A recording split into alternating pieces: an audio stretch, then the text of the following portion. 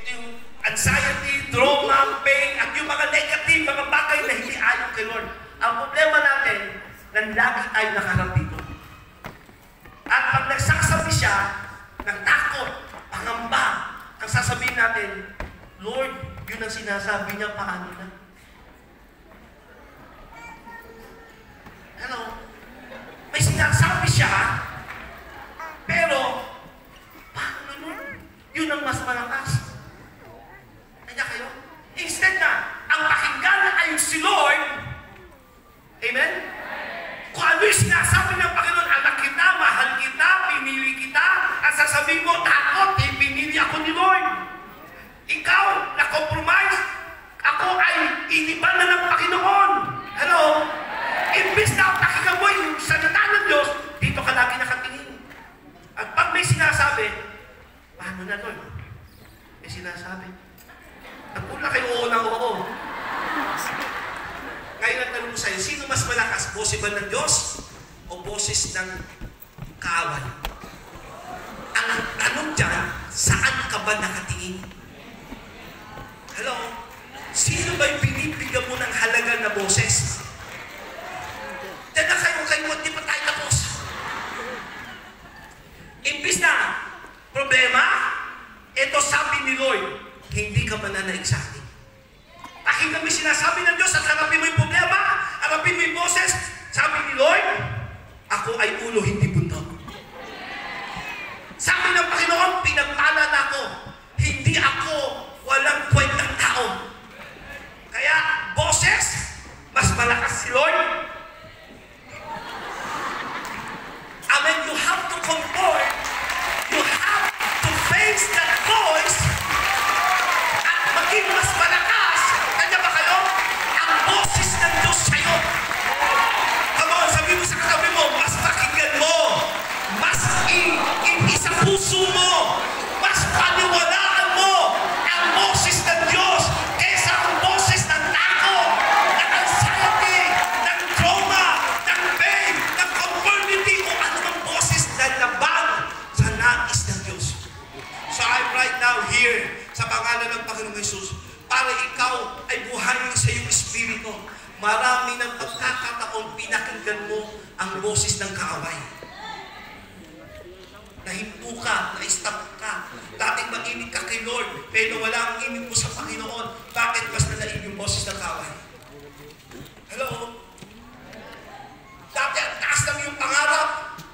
Lalo nung gagraduate ka na ng college, iniisip mo, ito na mangyayari sa atin, magsisimula ng pagpapala ng Diyos sa buhay ko. Pero tinignan mo yung boses ng kaaway. Pinakinggan mo yung boses ng kaaway. Kaya ngayon, ilang taon nang lumilipas mula nung dumagoy ka, punong-puno ka pa rin ng takot.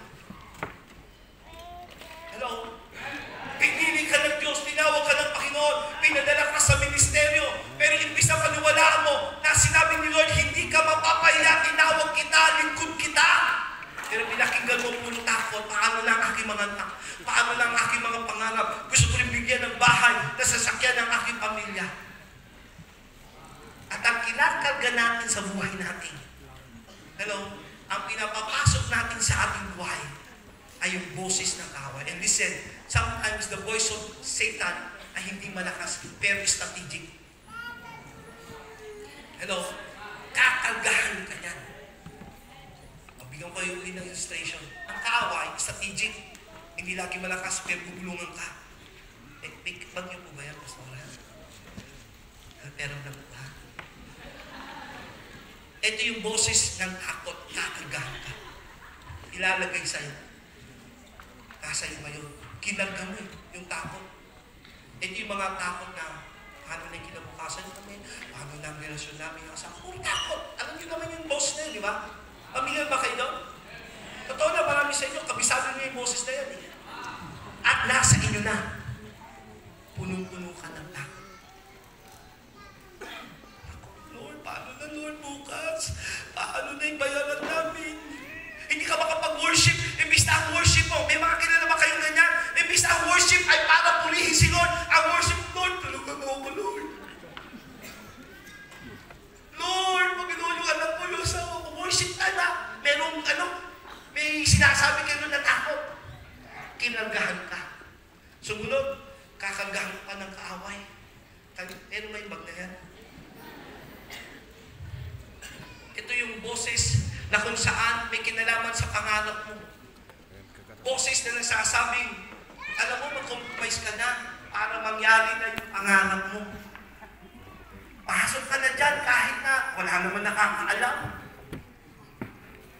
Kayo lang ng iyong kadil. Hindi malalaman yan ng iba. Why? Hello? Ngayon kinakagahan ka niyan. Ano mangyayari? Kinarga mo na rin. Tinatago mo, walang nakakalam. Pinaniwalaan.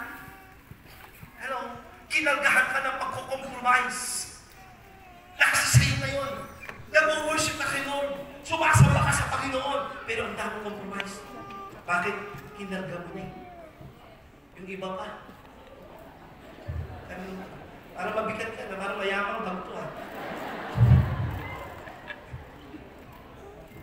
Ito naman yung minsan, yung mga kinakarga mo, yung mga bagay na walang kakwenta-kwenta.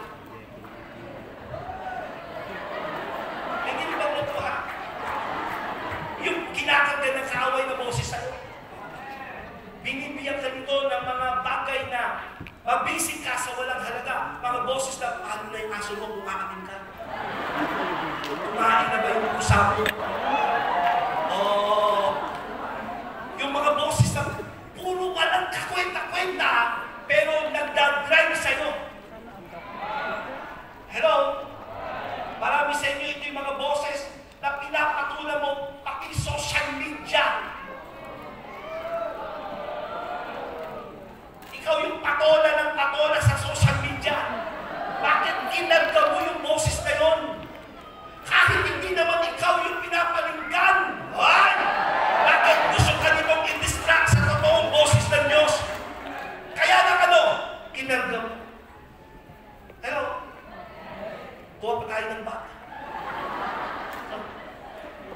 Ito mukhang may mga laptop to ha.